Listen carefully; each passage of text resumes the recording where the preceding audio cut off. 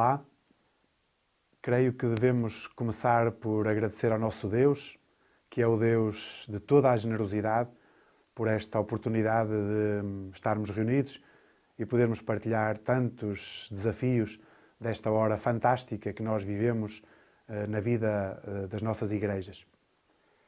Queria começar por vos contar uma história que recentemente aconteceu. Ao regressar a casa com o outro sacerdote que trabalha comigo na paróquia onde estou, em São Vítor, em Braga, o padre José Carlos, descobrimos uma laranjeira que tinha um pormenor muito interessante. A parte inferior da laranjeira estava sem frutos, a parte superior estava cheinha, carregadinha de frutos. O que é que isto quer dizer? Uma coisa muito simples, que as pessoas que passavam por aquela laranjeira apanhavam sempre os frutos mais fáceis de apanhar. Aqueles que estão mais lá em cima no alto são difíceis de chegar. Encontramos aqui uma primeira indicação para esta partilha que faço convosco. Neste tópico que é um pouco difícil da vida das nossas igrejas, mas que nós precisamos de seriamente e com urgência refletir. Os tempos de hoje são diferentes. Já não serve nem vale aquele famoso tripé que às vezes ouvimos dizer aos nossos cristãos: reza, obedece e paga.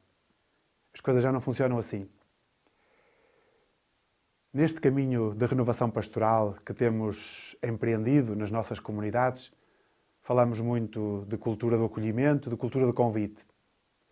Mas creio que também devemos começar a trabalhar para termos uma cultura de generosidade. Eu sei que, e o meu contexto é este, o contexto católico, nem sempre é fácil falar sobre este assunto. Mas devemos pensar nisto. Nós ensinamos tudo. Ensinamos a rezar, ensinamos a ser discípulos de Jesus Cristo, ensinamos a evangelizar, ensinamos a sentir-se enviados em missão, ensinamos a participar nos sacramentos. Também devíamos começar um caminho que ajuda as pessoas a compreender o sentido e o porquê da generosidade na nossa vida como discípulos de Jesus. Comecemos então por um primeiro ponto, por olhar para Jesus. O que é que Ele nos diz? De forma muito simples, 2 ou 3 pequeninos pontos. O primeiro é este.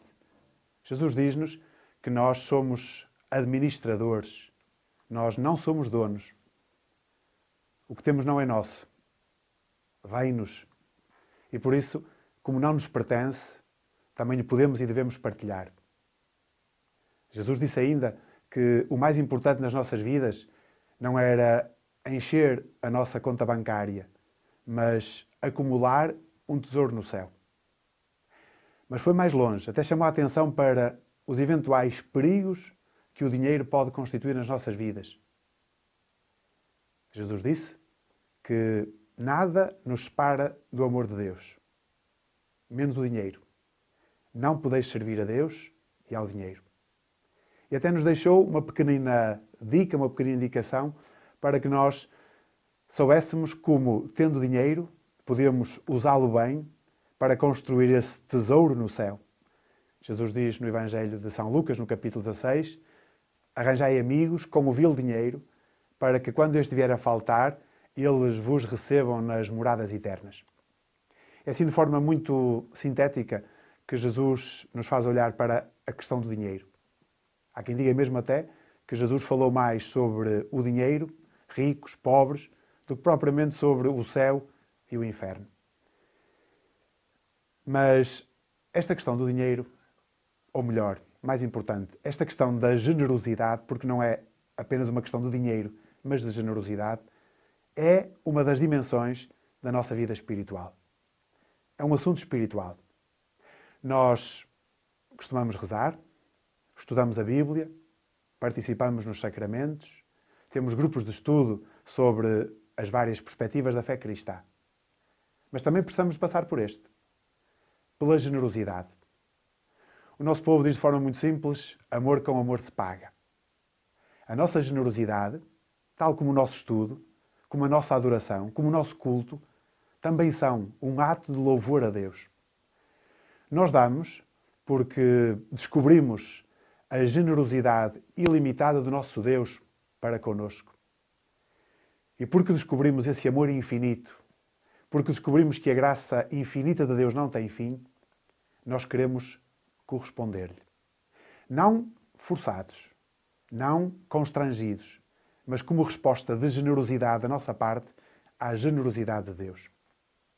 Creio que aqui partilho convosco uma primeira indicação sobre este tema, este tópico.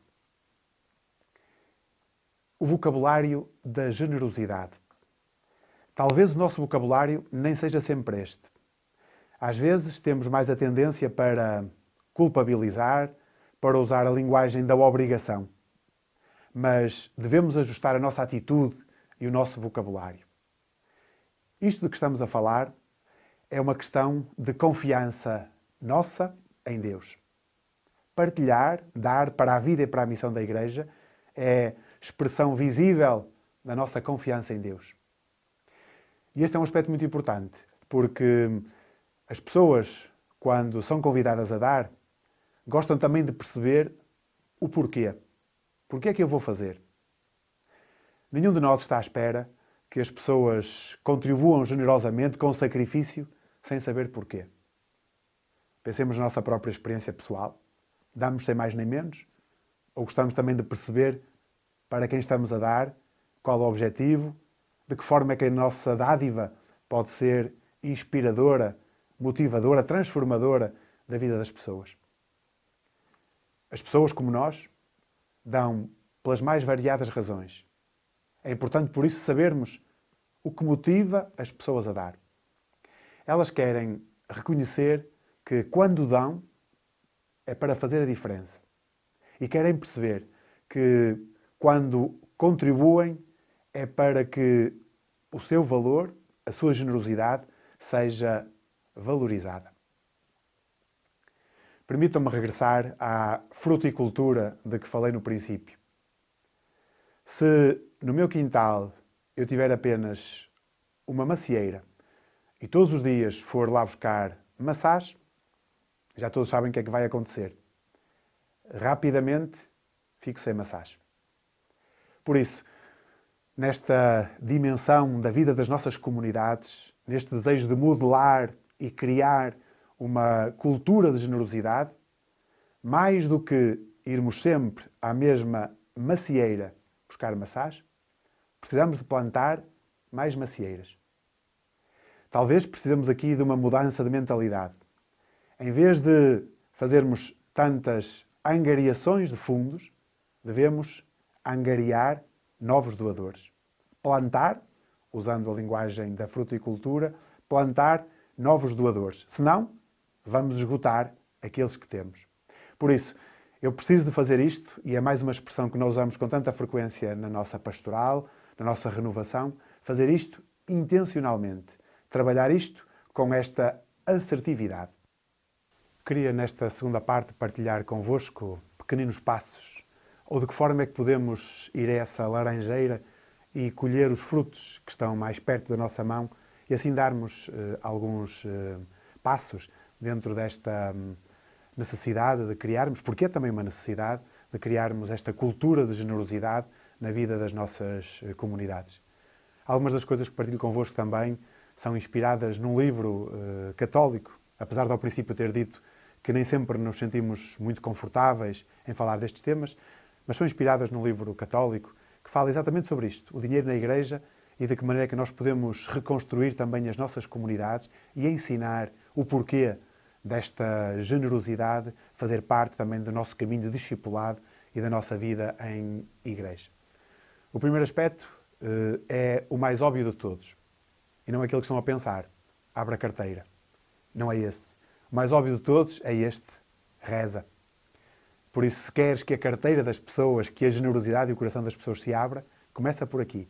Começa por rezar e pedir àquele que tem poder para transformar e tocar o coração e a generosidade das pessoas, por lhe pedir exatamente essa graça e essa bênção. Um segundo aspecto importante. Lidera com o teu próprio exemplo. Começa por ti.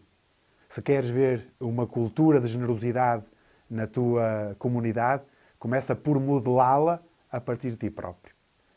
Partilho também, ainda não cheguei aos 10% do meu salário, mas todos os meses faço isso, dou um contributo para a vida da paróquia, daquilo que a paróquia me paga como salário, eu dou uma parte de novo, à vida da comunidade. A própria paróquia também, recentemente, fez um contributo para o secretariado do Alfa, porque sentimos que é uma ferramenta importante e necessária na vida das nossas comunidades, que nos tem gerado tanta vida e transformação, que diante de tanto amor, nós só podemos pagar com esse amor. Eu próprio também comecei a fazer esse contributo mensal, porque sinto que é, na realidade, uma ajuda fenomenal para a vida das nossas comunidades. Portanto, este é um segundo aspecto. Modelar aquilo que tu desejas ver construir. Dá o exemplo. Podes também, se esse é o teu lugar e se tens essa oportunidade, de ensinar o que a Bíblia diz sobre o dinheiro, de pregar sobre esse tema. E claro, pede, não tenhas receio de pedir. Sobretudo, providencia uma variedade de oportunidades para que as pessoas possam contribuir. Mas lembra-te, mais uma vez, que não é apenas uma questão de dinheiro. É uma questão de generosidade. Isto é, estamos a falar de pessoas. E é fundamental nós alimentarmos a relação com as pessoas. Nós damos, as pessoas dão, àqueles e àquelas organizações com quem se sentem próximos, com quem sentem empatia, com quem se sentem conectados. Portanto, alimenta as relações com essas pessoas também. Fortalece esses laços. Pequeninos passos. Outro aspecto fundamental. Não conseguimos tudo de uma vez só. Vamos dando passo a passo. É o fruto que está mais próximo. Mas tentamos sempre avançar um pouco mais para conseguirmos lentamente celebrar o sucesso. Se queremos ver modelada uma cultura de generosidade na paróquia, devemos celebrar aquilo que acontece de bem, aquilo que já está a ocorrer e que já vai revelando esses traços desta nova cultura que desejamos ver acontecer. Mas lembra-te ainda que, mais do que pedir a generosidade das pessoas para as necessidades da Igreja, trata-se da missão da Igreja. Não estamos simplesmente a pedir para que as pessoas ajudem a cobrir uma necessidade da Igreja. Estamos a pedir a generosidade das pessoas para a missão da Igreja. Creio que aqui encaixa muito bem esta reflexão sobre até o pedido que o Alfa nos vai fazendo para este contributo, porque de facto não é uma necessidade para cobrir um salário, ou mais um livro, ou mais uma tradução. É uma missão da Igreja. E de certeza absoluta que quem está a assistir a esta jornada de pastoral já sentiu, já descobriu que o Alfa não é apenas uma necessidade que temos, é uma grande missão e que está a dar frutos na nossa Igreja. Por isso, nós damos para apoiar a missão. Não damos para cobrir ou tapar ou completar um orçamento ou para uma instituição propriamente. Nós damos para a missão dessa instituição. E para cumprirmos essa missão, o dinheiro é uma ferramenta para lá chegarmos. Às vezes também, permitam-me de outro aspecto, detectamos que nas nossas comunidades há muitos peditórios, há muitos sistemas destes instalados. É bom ter cuidado com isto e eliminar alguns sistemas que possam estar em competição uns com os outros, porque senão voltamos à mesma situação. Estamos sempre a ir buscar e há pouca consciência desta perspectiva global da vida das nossas comunidades. Das duas últimas palavras que partilho convosco, de certeza absoluta que estamos todos de acordo. Transparência e perseverança. Transparência naquilo que recebemos, as pessoas querem saber para onde foi, como foi usado, como transformou vidas, e perseverança, porque não é um caminho fácil.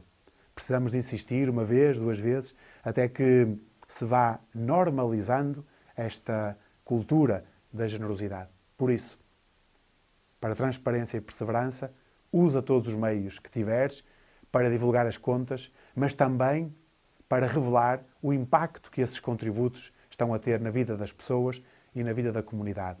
Pode ser um boletim, pode ser um site, pode ser um púlpito, pode ser uma conversa pessoal, mas revela a todos o que está a acontecer com a generosidade de quem olha para a missão da Igreja e quer que ela seja ainda mais forte. Por isso, como certamente já percebeste, não é uma questão de notas e de moedas. Não é uma questão de um donativo mensal ou de um donativo trimestral. É uma forma concreta de amarmos a Deus e de servirmos as pessoas que Ele nos chama a servir neste mundo em que vivemos hoje. É também uma forma de amar os outros, porque esta é a missão da Igreja. E ao fazê-lo, com o nosso contributo, estamos seguramente a ajudar muitos outros nossos irmãos e irmãs a encontrar Jesus Cristo. Não é uma questão de carteiras abertas, mas é uma questão de, com estas ferramentas, nós levarmos esperança ao mundo e sermos, no meio da humanidade, um sinal profético onde há tanta discórdia e divisão. Obrigado. Mas ainda não é só obrigado que estão a pensar, ainda não terminei. Este obrigado é aquilo que nós temos necessariamente que dizer a quem é generoso. Diz obrigado com frequência. Aproveita as múltiplas ocasiões que tiveres diante de ti para o fazer. Mais uma vez, no púlpito, pessoalmente, numa newsletter, diz obrigado. E ao dizer esse obrigado, conta histórias sobre as vidas que foram transformadas. As pessoas precisam saber de que forma é que aquilo que deram faz a diferença. Refiro-me novamente ao Alfa. Quantos de nós não podemos contar histórias de vidas transformadas? De pessoas que sabem que o seu contributo ajudou e está a ajudar a fazer a diferença. Termino como comecei. A história das laranjas que encontramos pelo caminho no regresso a casa. Foram apanhadas e colhidas aquelas que eram mais próximas da nossa mão. É isto que convido a fazer. Que aproveitemos, se vos for útil, esta partilha que faço convosco, que encontremos um pequenino passo que a nossa comunidade e eu pessoalmente também possa dar para começar a normalizar e a modelar esta cultura da generosidade. Agora sim, obrigado. Que o nosso Deus, que é infinitamente generoso, continue a acumular-vos e a encher-vos com todos os teus dons. Obrigado.